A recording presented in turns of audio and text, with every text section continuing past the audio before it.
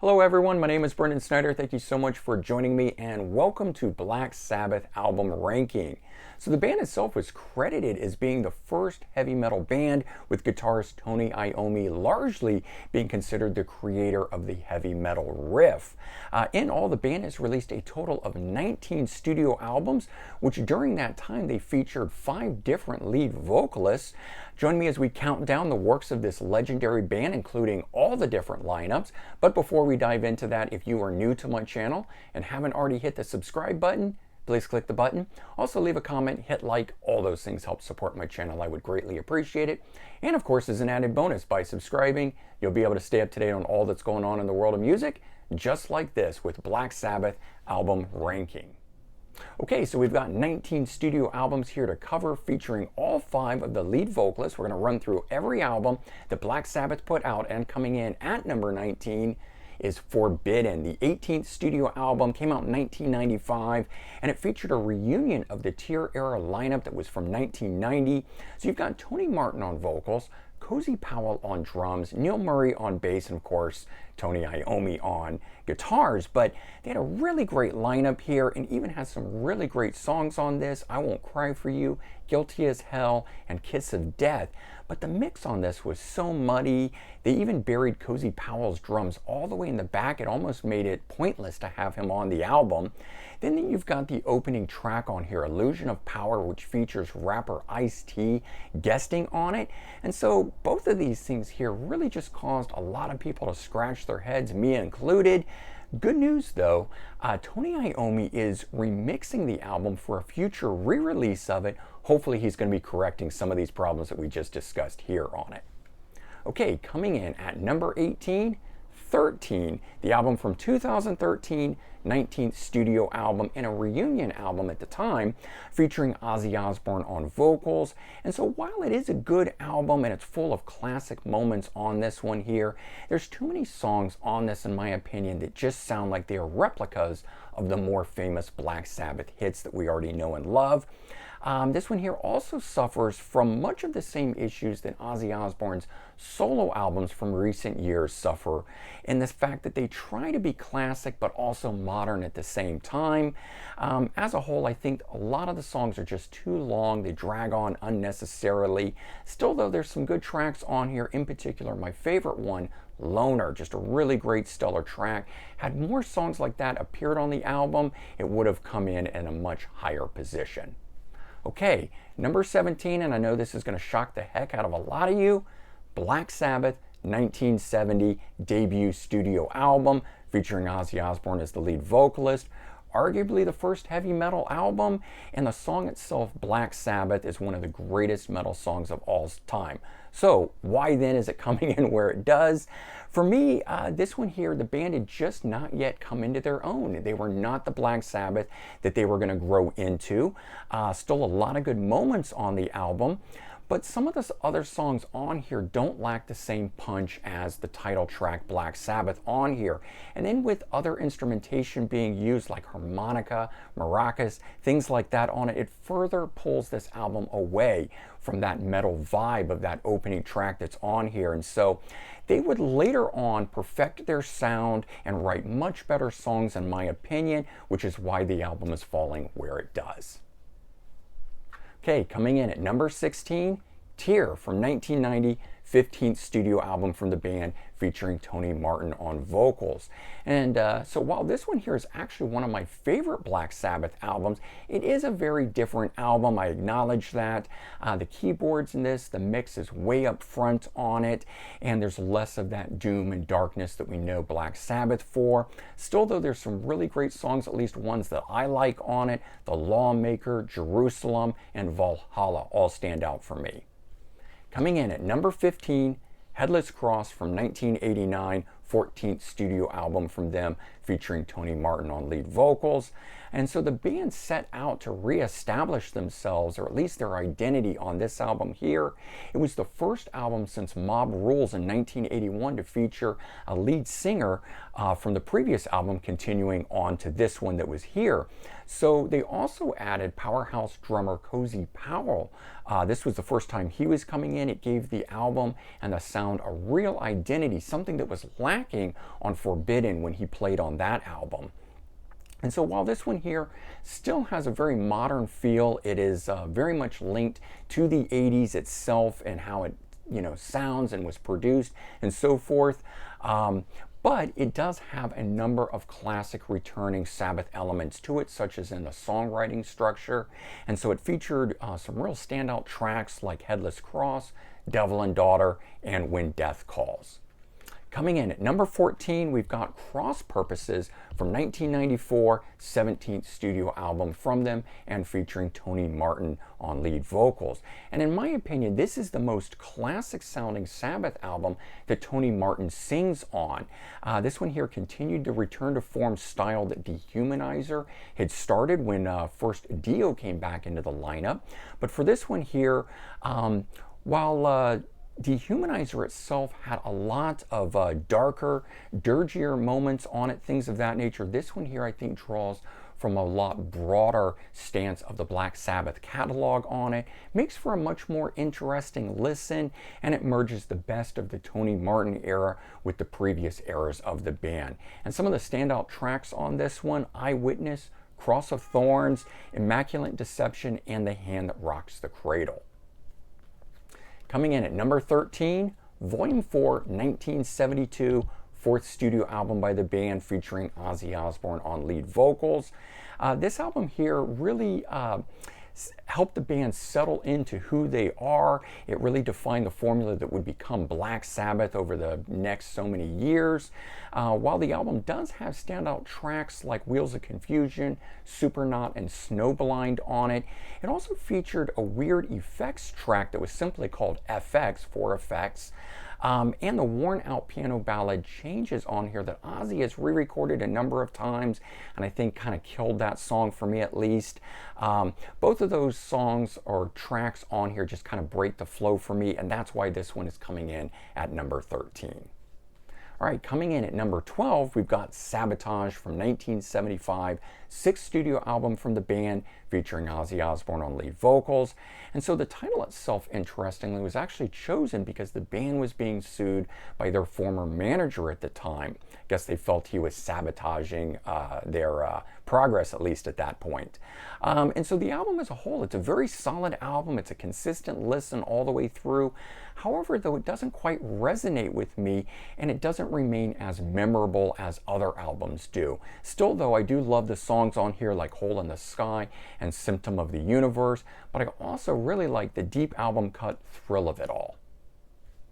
And coming in at number 11, Dehumanizer from 1992, 16th studio album, and a reunion of the Mob Rules era lineup of the band featuring Ronnie James Dio on vocals, and just a great classic return to form album. It was dark, heavy, it just had lots of classic riffs from Iommi on it, and it included the hits on here, TV Crimes and Time Machine, which was in the movie Wayne's World, but it's also got some really great deep album cuts like Computer God, Letters from Earth, and Master of Insanity. Coming in at number 10, Seventh Star from 1986, 12th studio album from the band, featuring Glenn Hughes on vocals, coming from Trapeze and Deep Purple. Just an amazing powerhouse vocalist. It was great to get him in here. Originally, though, this album was intended to be a Tony Iommi solo album. So, you know, with that all in mind, it's still a good album in its own right. Definitely diverges, though, from what is considered classic Sabbath sound. And then you've got that out of place second track that is the ballad No Stranger to Love, which I just think if that song hadn't been on here, it would have been a truly great album. The song is a good song, just doesn't work for this album in my opinion.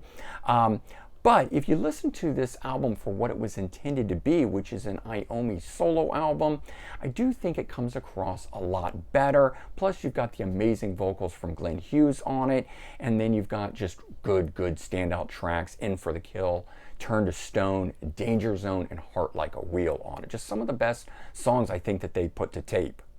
All right, coming in at number 9, Eternal Idol from 1987, 13th studio album, and featured Tony Martin on vocals, first one featuring him. He was only brought in at the tail end for this album in order to replace the already recorded vocals by Ray Gillen, who of course would go on to form Badlands with Jakey Lee. But Iommi, I think, did an amazing job salvaging this album here, and it's one of the highlight albums of the Tony Martin era. Also, I think we got to give a shout out to keyboardist Jeff Nichols, who I think did an amazing job on this album and doesn't really get enough credit where he should. This one's got some great tracks on it too, like The Shining, Hard Life to Love, and Glory Ride.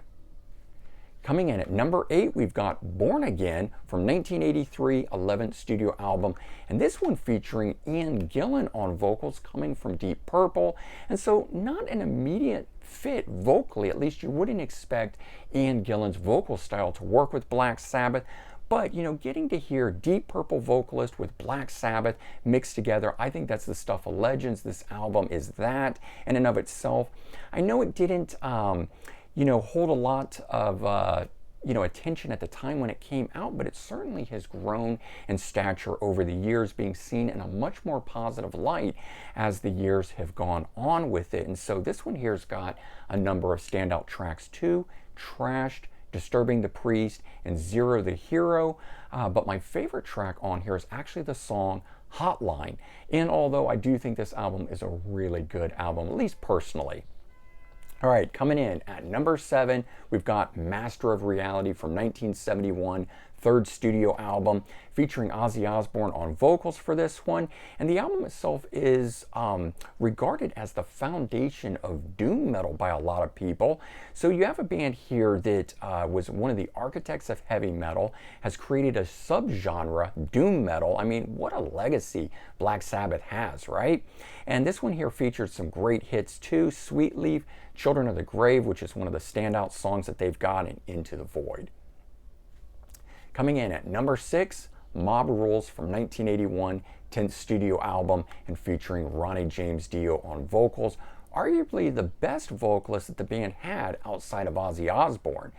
The album itself from top to bottom, though, I think is just really, really good. It continues the rebirth that was started on the previous album, Heaven and Hell, and it features some standout tracks like Turn Up the Night, Sign of the Southern Cross, and The Mob Rules. And I just have to say, I think it's a shame that Dio left after this album here. I think the band had a lot more to say that I wish they could have done at the time. Unfortunately, though, he leaves. They do a reunion with him later on, not quite the same though, but of course, with Ronnie leaving, we do get a whole host of other great vocalists, so positive out of that as well.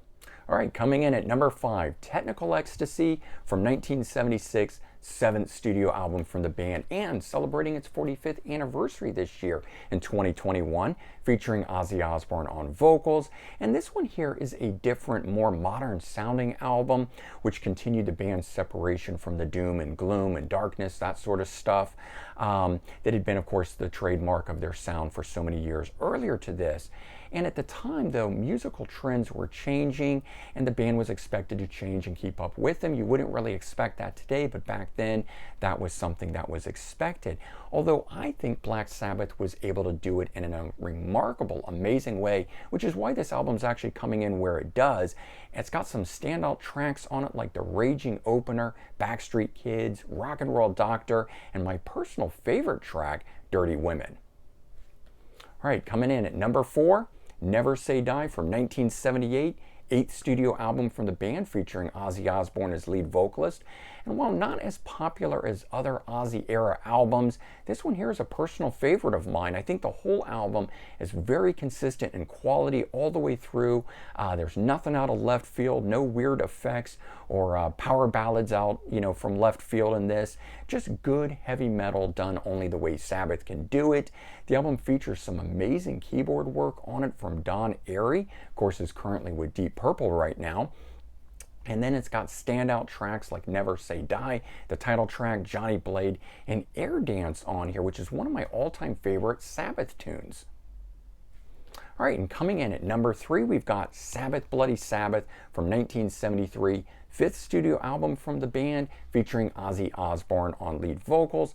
And despite the band being completely exhausted at the time, they still somehow managed to make a really classic sounding album, building on the stylistic changes from Volume 4.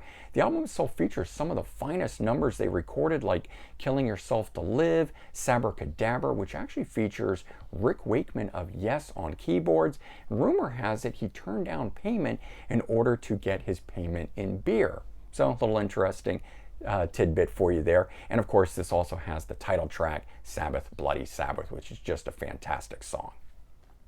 All right, coming in at number 2, Heaven and Hell from 1980, ninth studio album featuring Ronnie James Dio on vocals. And originally for this album here, when Ronnie James Dio, Tony Iommi, and the band partnered up here, they were going to form a new band, but ultimately the label wanted another Black Sabbath album, so they kept the name.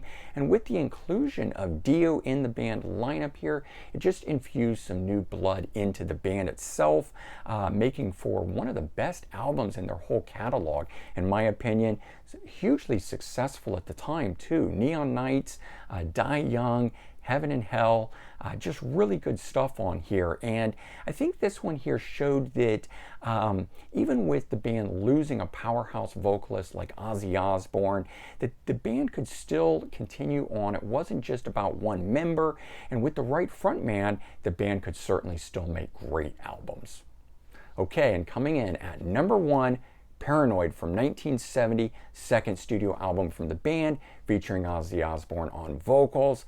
The album itself was originally supposed to be titled War Pigs, hence the album art. If you've ever seen that and seen the guy with the sword and the shield and that sort of stuff, that's why it was looks like that at least.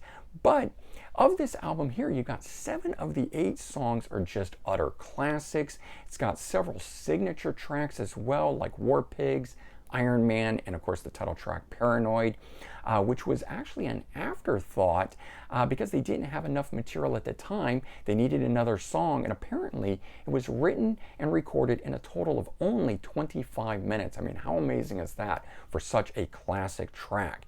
And so while the debut album may have written the book on heavy metal, this one here I think defined it, becoming the blueprint for a lot of others to come after this. And so that is why this album here is my number 1 album of Black Sabbath. All right, so there you go. That is Black Sabbath album ranking. Do check the description for links to related videos. In particular, I've done a full review of the Black Sabbath box set you see behind me there for Paranoid, and also one for Technical Ecstasy as well. Leave links to those in the description below. And certainly if you've enjoyed this video, please share it out on social media. I would really appreciate that. All right, everyone, take care. Have a great day, and I'll talk to you real soon. Bye-bye, everyone.